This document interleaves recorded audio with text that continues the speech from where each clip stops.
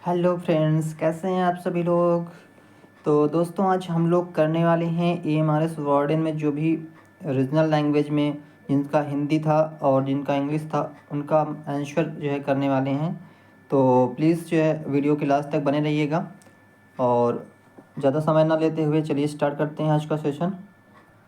तो regional language English में जो है दोस्तों पूछा गया था फर्स्ट क्वेश्चन की जो है rearrange the parts in correct order of to make a meaningful sentence. आपको मीनिंगफुल सेंटेंस बनाते हुए सेंटेंस को जो है करेक्ट ऑर्डर में अरेंज करना है। तो इसमें जो दिया हुआ है इसके अकॉर्डिंग सबसे पहले आना चाहिए ऑप्शन नंबर सी, यानी ऑल दो ही हैज़ ऑलवेज बीन। इसके बाद आना चाहिए D, a bright student. Then इसके बाद बी होना चाहिए he could not cracks the IAS exam.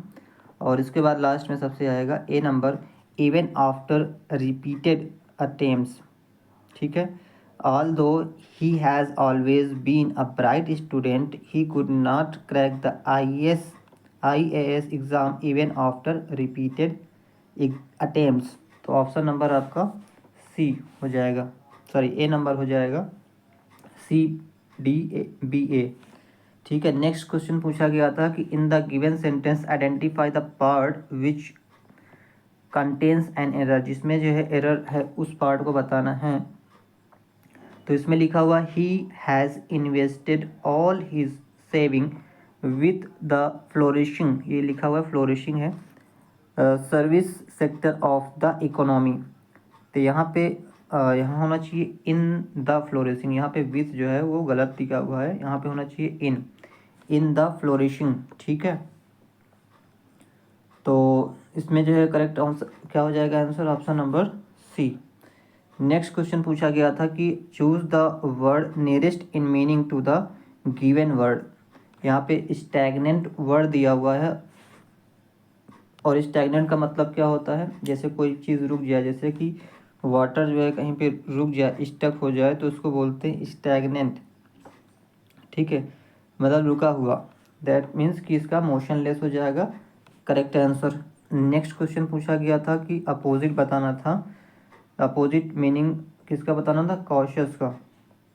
Cautious का मतलब क्या होता है, एकदम जो है सतर्क रहना, कॉशियस का मतलब होता है करेक्ट। और इसका जो है एंटोनिम्स मतलब कि उल्टा क्या हो जाएगा, इसका हो जाएगा उल्टा रैकलेस। रैकलेस का मतलब क्या होता है, रैकलेस का मतलब होता है लापरवाह, क्या होता है, लापरवाह। तो ये इसका करेक्ट आंसर हो जाएगा। और नेक्स्ट क्वेश्चन पूछा गया था, यहाँ पे इडियम्स फ्रेज बताना था, blue blooded gentleman. Blue blooded gentleman का मतलब क्या होता है, जो रिच फैमिली होती है, रिच फैमिली से बिलोंग करते हैं, उनको बोलते हैं ब्लू ब्लड। ठीक है, तो इसका करेक्ट आंसर होना चाहिए ऑप्शन नंबर 3। ठीक है, a person from an aristocratic family. ठीक है, एरिस्टोक्रेटिक को ध्यान रखना है, जहाँ पे भी ब्लू ब्लड की बात की जाए वहाँ पे एरिस्टोक्रेटिक या फिर जो है रिच फैमिली की बात की जाती है। ठीक है, चलिए नेक्स्ट क्वेश्चन पे चलते हैं। और नेक्स्ट क्वेश्चन पूछा गया था कि fill in the blanks with appropriate articles. यहाँ पे आपको करेक्ट जो है आर्टिकल्स का यूज़ करना है। लिखा हुआ है during the last vacation we visited dash Andaman islands known for their scenic beauty. तो यहाँ पे अंडमान आइलैंड की बात की जा रही है, दैट मीन्स कि ये एक पर्टिकुलर आइलैंड की बात की जा रही है, इसलिए यहाँ पे जो आर्टिकल होना चाहिए वो द आर्टिकल का प्रयोग किया जाना चाहिए। ठीक है, चलिए नेक्स्ट पे चलते हैं। और नेक्स्ट क्वेश्चन पूछा गया था कि fill in the blanks with the appropriate form of the verb that agrees with the subject. यहाँ पे जो है आपको अप्रोप्रिएट जो है वर्ब को चूज़ करना है जो कि सब्जेक्ट के अकॉर्डिंग सुटेबल हो। तो यहाँ पे लिखा हुआ each one of these substances dash found in mines in India. तो आप लोगों ने पढ़ा होगा कि जो प्रोनाउन होता है जहाँ पे ईच आता है, ठीक है, वहाँ पे जो है ईच के साथ हमेशा हम सिंगुलर वर्ब का यूज़ करते हैं। किसका यूज़ करते हैं दोस्तों, सिंगुलर वर्ब का यूज़ करते हैं।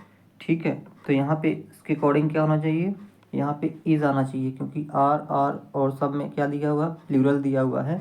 तो हमेशा याद रखना इज के साथ जो है सिंगुलर वर्ब आता है, ठीक है। चलिए नेक्स्ट क्वेश्चन पे चलते हैं, और नेक्स्ट क्वेश्चन पूछा गया था, choose the option which correctly identifies the tense of the underline part. जो अंडरलाइन पार्ट है उसमें आपको टेंस आइडेंटिफाई करना है कि कौन सा टेंस है। तो आप सबको पता होगा कि जो है सिंपल पास्ट टेंस में डिड नॉट आता है, ठीक है। तो डिड नॉट क्या है, ये आपका सिंपल पास्ट टेंस हो जाएगा, करेक्ट। चलिए नेक्स्ट पे चलते हैं, और नेक्स्ट क्वेश्चन पूछा गया था, fill in the blanks choosing the right form of the verb. यहाँ पे आपको राइट फॉर्म जो है वर्ब का चूज करना है। लिखा हुआ है the teacher dash him for coming late to the class yesterday. तो आप सबको पता होगा कि जिस सेंटेंस में जो है लास्ट आ जाता है या फिर यस्टरडे आ जाता है, वो क्या होते हैं, वो जो है सिंपल पास्ट टेंस के होते हैं। और सिंपल पास्ट टेंस में हम जो है वर्ब का सेकंड फॉर्म यूज़ करते हैं, करेक्ट। तो यहाँ पे जो है जो सेकंड फॉर्म क्या होगा, स्कोल्डेड हो जाएगा। The teacher scolded him for coming late to the class yesterday. तो करेक्ट ऑप्शन क्या हो जाएगा, ऑप्शन नंबर 4, ठीक है। चलिए नेक्स्ट पे चलते हैं, और नेक्स्ट क्वेश्चन आपको पूछा गया था कि यहाँ पे एक्टिव वॉइस से पैसिव वॉइस में चेंज करना है।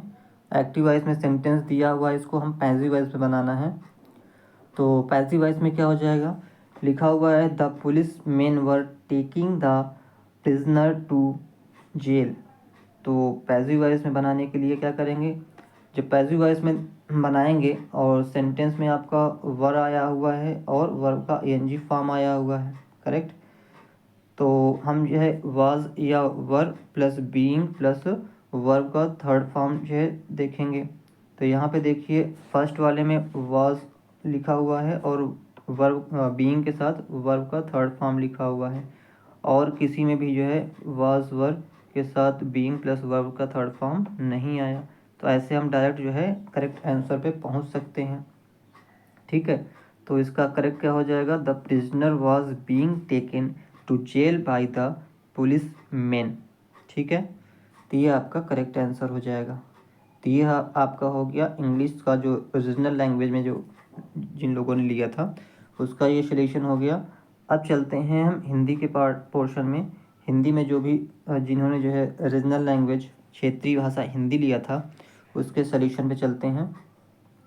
तो फर्स्ट इसमें है क्वेश्चन पूछा गया था, चंद्र का पर्यायवाची नहीं है।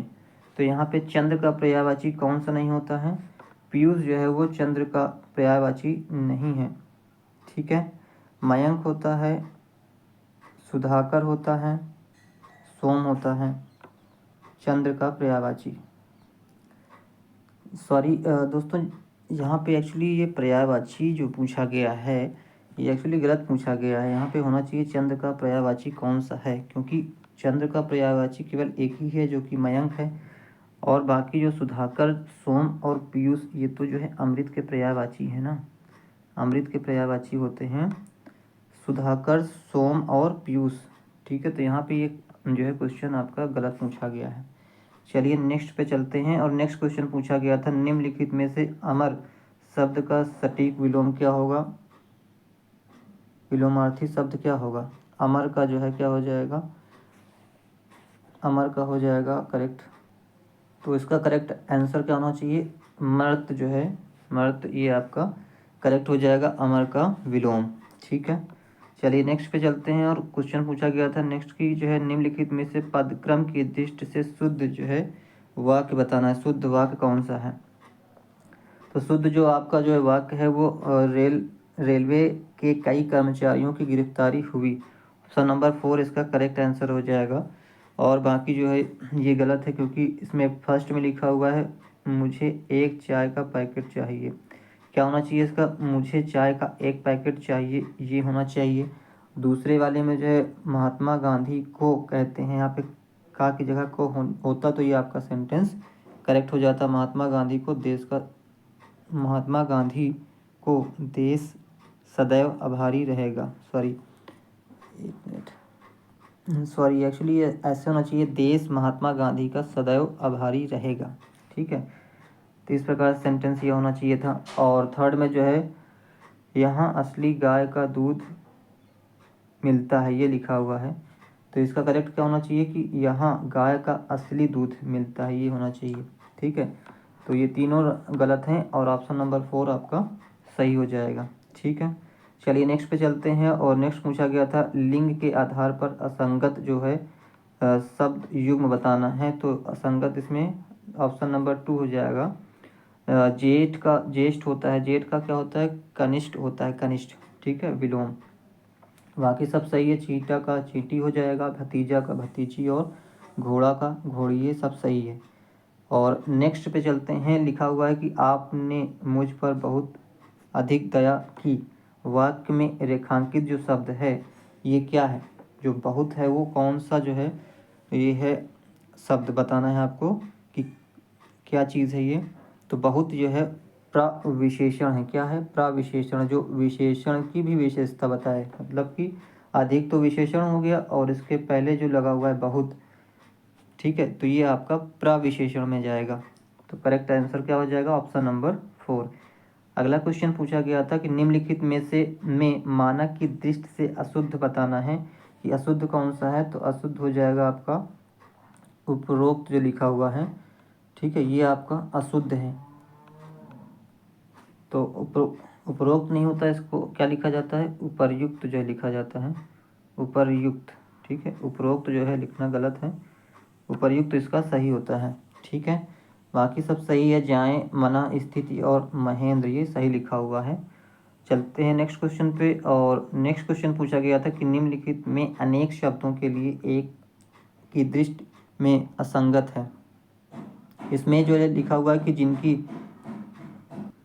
फर्स्ट क्या लिखा हुआ है, जिनकी तुलना ना की जा सके उसको क्या बोलते हैं, अतुलनीय बोलते हैं। यहाँ पे लिखा हुआ अनुपमेय, तो इसलिए ये आपका असंगत पूछा है, तो असंगत यही वाला हो जाएगा। बाकी सब सही है, जो हर जगह व्याप्त हो उसको बोलते हैं सर्वव्यापी, सही है। 15 दिनों में एक बार प्रकाशित होने वाला पाक्षिक होता है, ये भी सही है। ईश्वर में आस्था रखने वाला आस्तिक, ये भी सही है। ठीक है, तो यहाँ पे असंगत पूछा है, इसलिए आपका ऑप्शन नंबर फर्स्ट हो जाएगा। और आगे चलते हैं। और नेक्स्ट जो है क्वेश्चन पूछा गया था यहाँ पे गद्यांश से। ठीक है, गद्यांश हम फटाफट एक बार पढ़ लेते हैं। लिखा हुआ है आधुनिक काल में नई चेतना के आने से रूढ़ियों में जो है अबद्ध समाज, क्या लिखा हुआ है, समाज में नारी की स्थिति में धीरे धीरे सुधार हो रहा है। नारी की स्थिति में परिवर्तन उसके शिक्षा की ओर बढ़ते कदमों के कारण है, जिसके परिणाम स्वरूप आर्थिक स्वायत्तता की प्रवृत्ति जागृत होती है। रूढ़ियों को छोड़ना स्वस्थ समाज के लिए आवश्यक है, लेकिन सभी परंपराओं को छोड़ना निरंकुश समाज का निर्माण करना होगा। ठीक है, चलिए नेक्स्ट पे अब चलते हैं क्वेश्चन पे। और क्वेश्चन पूछा गया था, सॉरी 1 सेकेंड,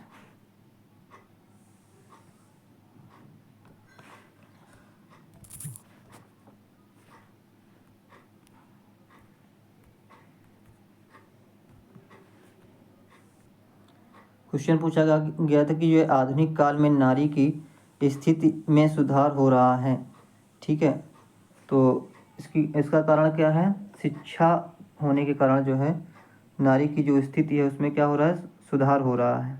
करेक्ट, ये हो जाएगा फर्स्ट का आंसर। और सेकंड पूछा गया था कि समाज रूढ़ियों में बाधा था, सॉरी, समाज रूढ़ियों में बंधा था क्योंकि नई चेतना का अभाव था, इसकी वजह से जो है समाज रूढ़ियों में बंधा हुआ था।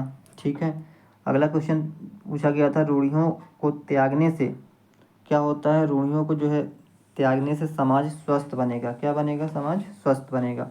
ठीक है, तो ये हो गया आपके हिंदी, क्षेत्रीय भाषा हिंदी का जो सॉल्यूशन। ठीक है, आई होप कि आपको जो है वीडियो पसंद आई होगी, तो प्लीज़ वीडियो को जो है लाइक शेयर और सब्सक्राइब करिएगा दोस्तों। ठीक है, और इस वीडियो को देखने के लिए और लास्ट तक बने रहने के लिए आपका बहुत बहुत धन्यवाद। जय हिंद, जय भारत।